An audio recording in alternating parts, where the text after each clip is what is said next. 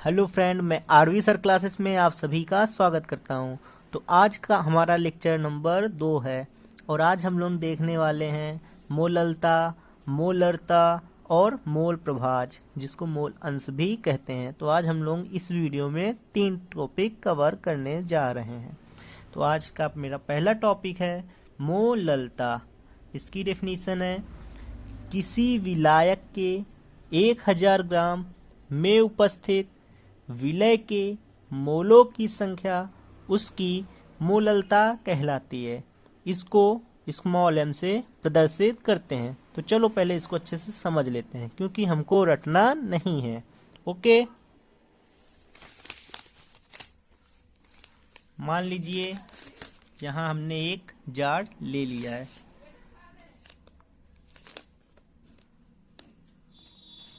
इसमें पूरे में क्या मिला है? विलायक मिलाया गया है। पूरे में विलायक मिला है, ठीक है। और इसकी जो क्वांटिटी है कितनी है? 1 kg। इसकी जो क्वांटिटी है 1 kg है। और इस विलायक में मान लीजिए कोई पदार्थ मिलाया गया है। क्या है? कोई पदार्थ मिला हुआ है, ठीक। और जो पदार्थ है क्या है? हमारा यन, यानी मोल अंश है। इस पदार्थ को कहेंगे क्या है? ये विलय है। पदार्थ जो मिला है वो क्या है? हमारा विलय है। तो देखिए ये है हमारा जार।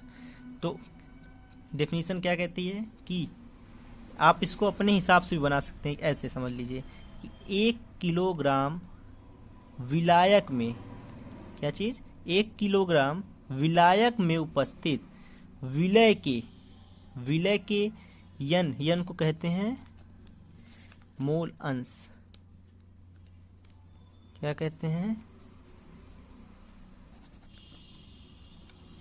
यन को कहते हैं यहाँ मोल अंश, या इसे कहते हैं मोल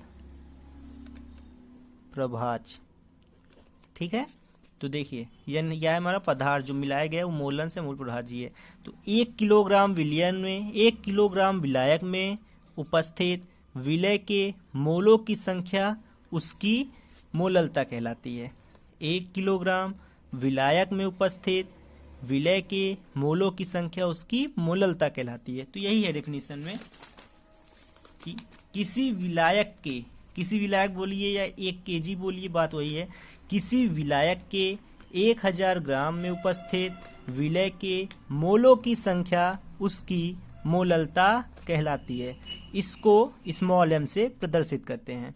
तो इसका जो फार्मूला बनेगा वो इस प्रकार है। मोललता यानी स्मॉल m बराबर विलय के मोलों की संख्या, स्मॉल m से प्रदर्शित किए हैं, विलायक का भार ग्राम में इंटू 1000, ठीक है। और विलय के मोलों की संख्या यानी यन बराबर जो होता है, देखिए ये क्या है? यम, मोललता।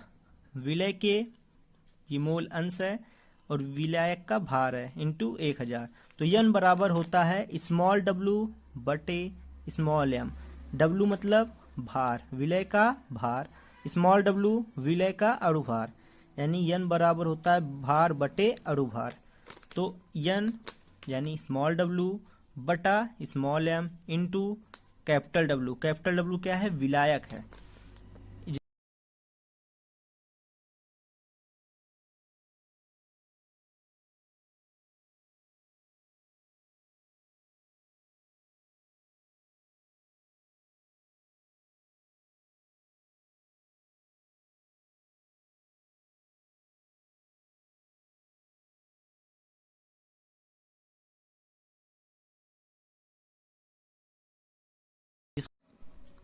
हमारा दूसरा जो टॉपिक है वो है मोलरता। इसके पहले जो मैंने देखा था वो था मोललता, ये है हमारा मोलरता। इसकी डेफिनेशन होगी किसी विलयन के 1 लीटर आयतन में उपस्थित विलय के मोलों की संख्या उसकी मोलरता कहलाती है। इसे कैपिटल M से प्रदर्शित करते हैं। मोलरता को कैपिटल M से और मोललता को स्मॉल m से। चलिए पहले इसको समझ लेते हैं। इसके पहले जो हमने देखा था वो था हमारा एक जार, विलायक जिसकी क्वांटिटी 1 kg थी, और जो ये मोलरता था ये किसका था, ये था हमारा मोललता,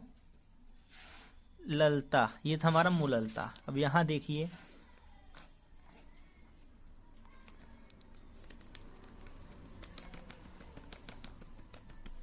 उसमें हम लोगों ने मोललता में विलायक लिया था, यहां विलियन लेंगे। क्या लेंगे, विलियन।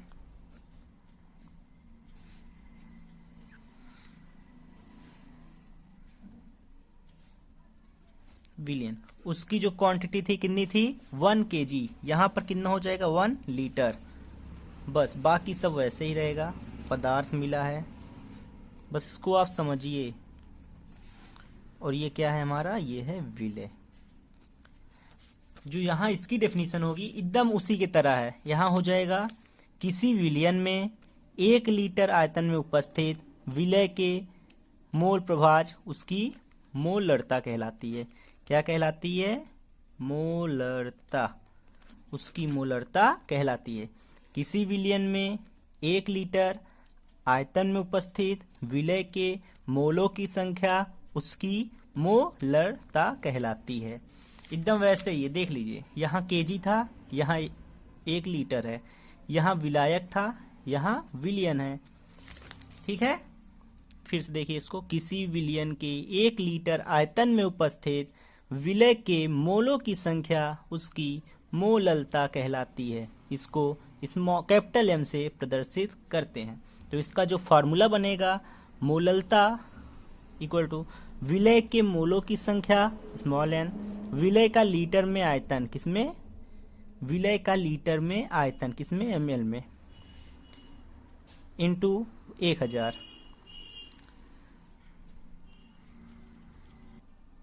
तो यहाँ क्या हो जाएगा, कैपिटल M into n upon v into 1000।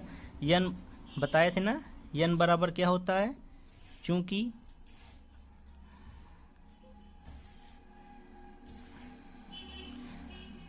N equal to small डब्ल्यू बटा स्मॉल एम, भार बटे अणुभार। तो भार बटे अणुभार इंटू विलयन में आयतन। ठीक है, ये हमारा फार्मूला है, जहां स्मॉल डब्ल्यू विलय का भार, वी विलयन में आयतन और एम अणुभार। वहां मोललता में कैपिटल डब्ल्यू था विलायक, और इसमें विलियन है, तो यहां वी से दर्शाया जाएगा। ठीक है, स्क्रीनशॉट कर लीजिए आप इसको, पहले इसको पीडीएफ हम आपको प्रोवाइड करवा देंगे। और ध्यान दीजिएगा, इस पे न्यूमेरिकल पूछे जाते हैं, इन दोनों पर मोस्ट इंपॉर्टेंट बोर्ड एग्जाम में न्यूमेरिकल आते हैं। चलिए हम लोग अपना अगला टॉपिक देखते हैं। हमारा जो अगला टॉपिक है वो है मोल अंश, या इसी को मोल प्रभाज भी कहते हैं। तो कंफ्यूज मत होइएगा, दोनों एक ही है। ये कह रहा है, इसकी जो डेफिनेशन होगी, 1 विलियन में किसी घटक विशेष का मोल प्रभाज उस घटक के मोलों की संख्या के अनुपात के बराबर होता है। मतलब 1 विलियन है, जो कि इसको समझाते हैं। जैसे मान लीजिए इसमें विलियन है और इसमें 2 घटक हैं, पहला घटक ए, दूसरा घटक बी। तो कह क्या रहा है, 1 विलियन में किसी घटक विशेष का मोल प्रभाज उस विलियन मतलब दोनों विलियन के मोल प्रभाज के बराबर होता है। ऐसे नहीं समझ में आएगा, इसको इसमें से समझिए। देखिए फार्मूले से समझेंगे तो समझ जाएंगे। किसी 1 विलियन में किसी घटक विशेष का मोल प्रभाज, ये इसको हम लोग काई ए से दर्शाए हैं, और दूसरा घटक जो है काई बी से, इसको एक्स से या काई ए भी बोल सकते हैं। तो काई ए इक्वल टू एन ए, यानी किसी घटक विशेष का मोल प्रभाज उस घटक के मोलों की संख्या, यानी एन ए एन बी 2 मोल हैं, तो मोलों की संख्या के अनुपात के बराबर होता है। काई ये क्या है, ए का मोल अंश है, और एन ए क्या है, ए के मोलों की संख्या। एक्स बी क्या है, बी का मोल अंश, और एन बी क्या है, ए के मोलों की, बी के मोलों की संख्या, बी के मोलों की संख्या। तो डेफिनेशन क्या कह रहा है, एक विलियन में किसी घटक विशेष का मोल प्रभाज्य, ये एक विलियन है, इसका जो घटक है, घटक के मोलों की संख्या, घटक किसका, ये घटक है और इसके मोलों की संख्या हमेशा बटे में आएगी, मोलों की संख्या के अनुपात के बराबर होता है। ठीक है, इसकी पीडीएफ हम टेलीग्राम में भेज देंगे और व्हाट्सएप ग्रुप भी हमारा आरवी सर नाम की क्लास से, तो आप डाउनलोड कर लीजिएगा, तब से स्क्रीनशॉट कर लीजिए इसको। तो जल्द ही हमारा देखिए कल एक नया टॉपिक फिर से आ जाएगा। तब तक के लिए धन्यवाद, bye bye, ta-ta, see you.